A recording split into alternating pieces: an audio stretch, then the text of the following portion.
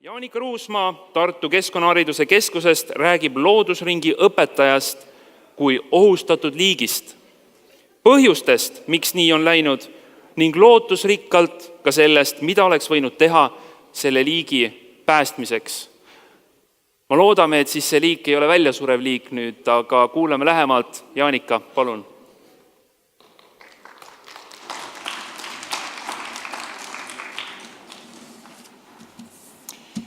Aitäh, tere päevast kõigile.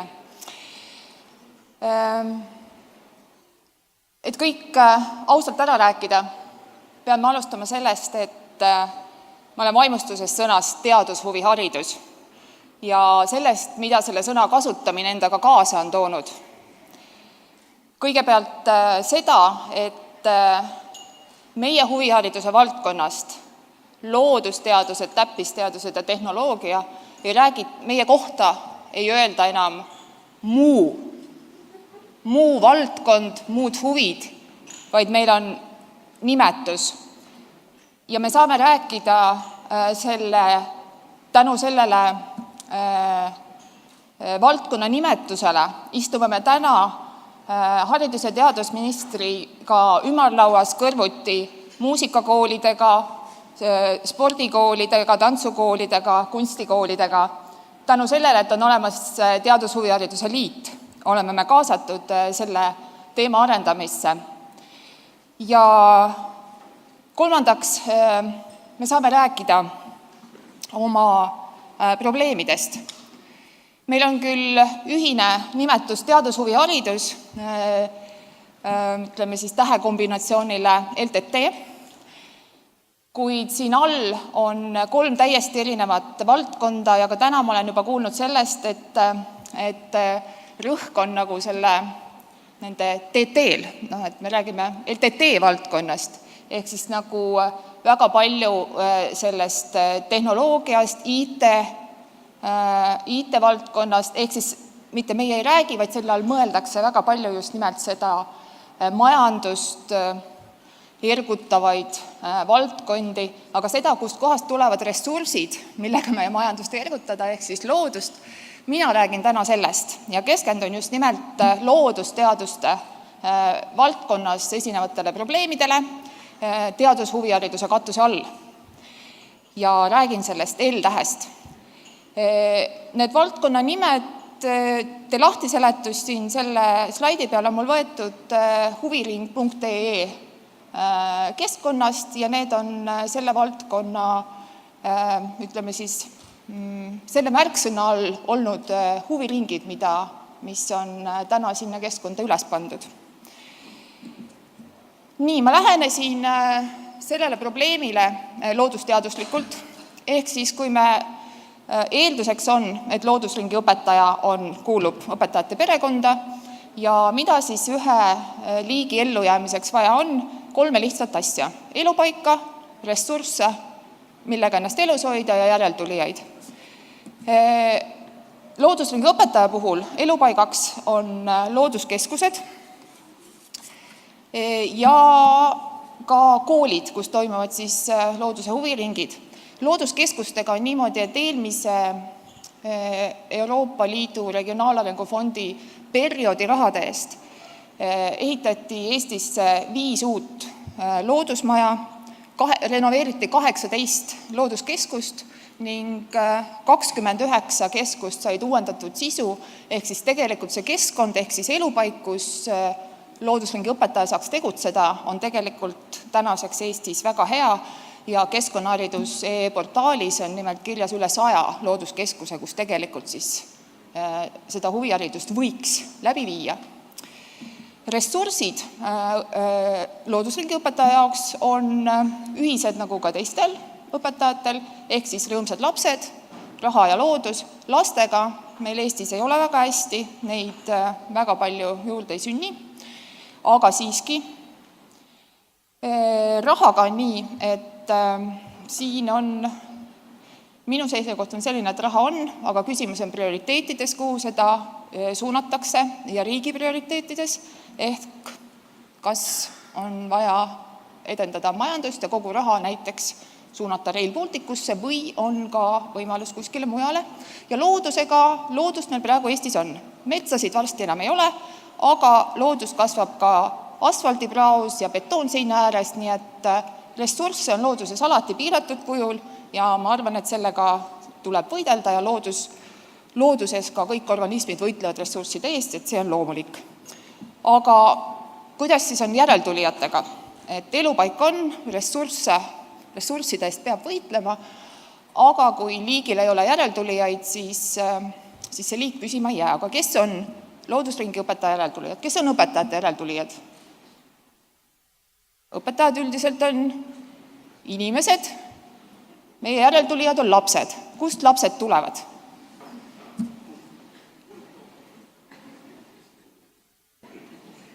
Lapsed tulevad, kurg oli siin pakkumine, aga väikesed lapsed, te teate, tulevad lasteaiast, lähevad kooli ja ülikooli. Ja ülikoolist siis meie valdkonnas, ütleme siis jälle, ma rõhutan, ma räägin loodusringi juhendajast või õpetajast. Ülikoolist on võimalik välja tulla siis õpetaja õppekava läbinuna, see on siis kas klassiõpetajana või loodusainete õpetajana või siis loodusvaldkonna loodusteaduste spetsialistina. Aga kus on siis loodusringi õpetaja? Ja mina oma teadmised loodusest, minu teadmiste põhjal ja oma uurimuste tulemusena jõudsin järeldusele, et loodusringi õpetaja areneb metamorfoosi teel. Ehk siis ta peab läbima sõpradele robootikutele. Väga lihtne ja selline lastepärane selgitus, et metamorfoos on niimoodi, kui sa alguses oled uss ja pärast oled liblikas. Ja armsad loodusteadlased, andke andeks mulle minu sõnakasutus. Aga pärast ülikooli meie kontekstis metamorfoos tähendab täiendkoolitust. Ehk siis ülikoolist loodusringi juhendajaid otseselt ei tule. Ehk siis tuleb kas iseseisvalt või ma ei teagi siis nagu kellegi toel kuskilt leida võimalusi enda täiendamiseks selleks, et saada loodusringi õpetajaks ja seda edukalt ja kvaliteetselt kuskil juhendama hakata. Ja siin on nagu täiendkoolitus vajadus on erinev, sõltuvalt siis sellest, et kas ülikoolist väljub ülikoolis omandatud õpetaja, läbitud õpetaja õppekava või siis loodusteaduste spetsialisti õppekava, ütleme niimoodi, loodusteaduslik õppekava. Õpetajate puhul peamiselt me tunneme, et on puudust looduse tundmise praktikast, ehk siis sellest praktilisest looduse tundmisest ja see on siis põhjus, miks õpetaja ei julge ka lastega loodusesse minna, sest ta ei tunne seal kõike, mida lapsed võivad küsida ja kus ta peakski teadma või tundma, kui ta ei ole seda õppinud. Loodusteaduste spetsialistid, ütleme siis nagu loodusteaduste mõnel, ma väga üldistan, õppekava läbinud üldiselt võiks ja teavad oma valdkonda, oma eriala, aga selleks, et seda lastele edasi anda, on neil vaja teatud arusaamist ja teadmist, kuidas siis eakohaselt endale huvitavat eriala edasi anda. On ka ühiseid vajadusi, täiendkoolitusvajadusi, see on siis õppe kavandamine ja korraldamine huviringis, ehk siis kuidas erinevas vanused lapsed ühes ringis tööle panna ja kuidas selle paindlikkusega ja muutustega toime tulla, mida üks huviringi õpetaja iga päev, millega ta iga päev kokku puutub. Ehk siis ta tuleb ühe mõttega teha täna lastega seda tööd, lapsed tulevad teise mõttega, ja see ei ole see koht, kus nüüd öelda, et me teeme täna nii, nagu õpetaja tahab, vaid me peame olema valmis selleks, et täna me teeme seda, millise küsimused, täna me lahendame laste poolt esitatud küsimusi ja kuidas siis hakkama saada selle tundega, et ma ei tunne, et ma olen täna ebaõnnestunud, sest ma ei saanud teha seda, mis ma plaanisin. Selleks ei valmistata kedagi praegu kusagil ette. Ja kõige oluline, mis valdkonnas võib-olla täiendkoolitust vaja on see laste erinevate huvide märkamine ja nendega arvestamine. ja huvide individuaalne suunamine, ehk siis kuidas teha nii, et lapse huvi areneks, ütleme siis, ühest teadusteatri paugust edasi sügavamaks loodushuviks, ehk siis kuidas sellest huvi selle paugu ja põneva katse vastu, kuidas seda edasi arendada ja edasi suunata. Ja erinevused siin ja väljakutse tähendab siin on selles, et üldhariduskoolis ja huvikoolis on, või julgeks öelda, see eesmärgi püstitus erinev, et miks ma julgen öelda, et õpetajaid täna ei valmistata selleks koolis ette, et miks siis nagu õpetaja koolituse läbinud inimesed ei sobi huviringi juhendamaks kohe otse ilma selle metamorfoosita, on sellepärast, et üldhariduskooli eesmärk on natukene teine, et õppekava lapsed tulevad kooli, kõik on erinevad, kõik on erinevate teadmistega, erinevate huvidega ja üldhariduskoolis nad suunatakse teatud baasteadmisi omandama, see ongi kooli eesmärk, et anda siis baasteadmised selleks elus hakkama saamiseks. Ehk siis ühes tunnis kõik lapsed peavad teatud teadmised omandama, et edasi liikuda. Huvikoolis see niimoodi ei ole. Lapsed tulevad sinna erinevate huvidega ja igal lapsel võib olla erinev väljund, erinev eesmärk oma huvi arendamisele, õpetaja peab oskama seda suunata. Mida siis teha? Et mul on ka siin mõned ettepanekud, mis võib-olla küll need ei ole kindlasti lõplikud, need ei ole piisavad selleks, et päästa loodusringi juhendaja siis võib-olla väljasuremisest, aga võib-olla lükkab seda natuke edasi. Esimene ja meie meelest kõige lihtsam, see on siin ka korraks täna kõlanud, et lubada need huviringide õpetajad Innove pealt korraldatavatele õpetajate täienduskoolitustele. See on midagi, mis juba toimub, see on midagi, mida on huviringi juhendajatele vaja ja selleks ei ole mingit lisaraha vaja, vaid Reelika ütles küll, et ta võib sellest pikalt rääkida, ma loodan, et me kunagi räägime ja see saab lahenduse. Et see on nagu üks võimalus anda neile õpetajatele selles muutumiseks nagu tuge, et nad saavad õppida ja osaleda nendel koolitustel, mida juba korraldatakse õpetajatele. Teiseks, korraldada ja rahastada praktilise looduse tundmise koolitusi, see oli see kõige suurem puudujääk, mis me praegu tunneme, ütleme siis nagu ülikoolidest väljuvate õpetajate poolt, et miks ei saa kohe hakata loodusringi juhendamaks, et kõigepealt peab endale selle valdkonna siis selgeks tegema.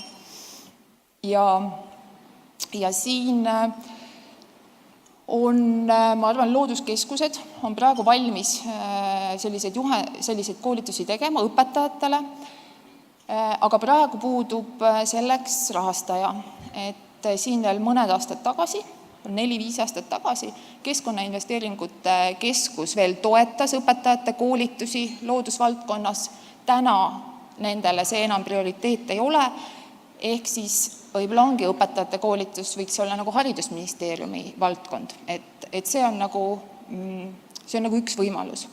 Ja kolmandaks, see on see, millesse mina kõige rohkem usun, mis võib-olla aitab, mis on kõige jätkusuutlikum, ehk siis ülikoolide õppekavasse lisada huviringide õpetajate koolitusmoodulid. Ja siin ma nüüd panin LTT, ehk siis loodus- ja täppisteadused ja tehnoloogia ühte kokku selle,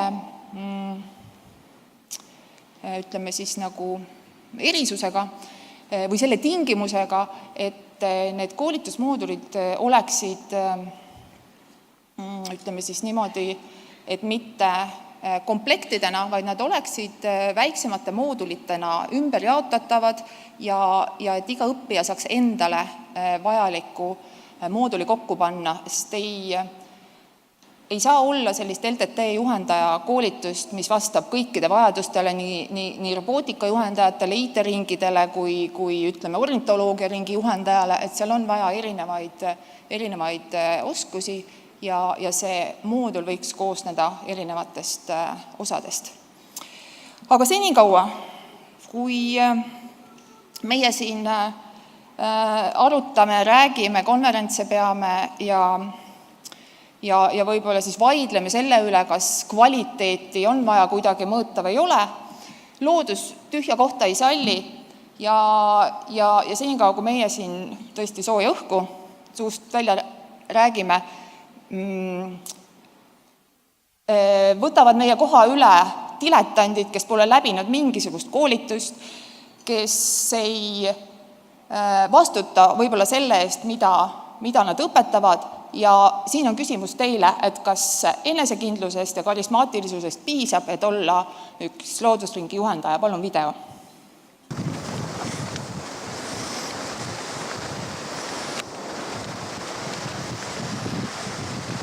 See on üks puude õppetund. See on ka marjade õppetund.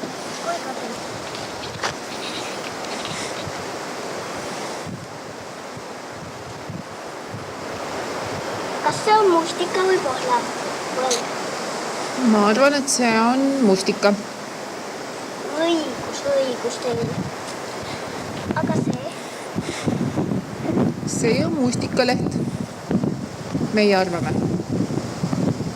Aga see värv, see on nagu haavaleht.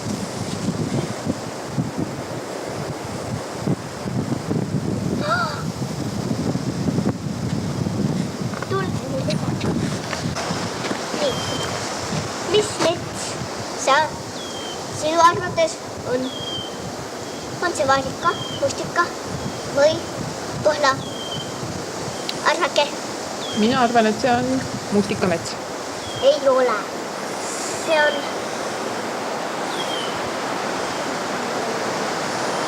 Sõnajala mets. Lähme. Aitäh!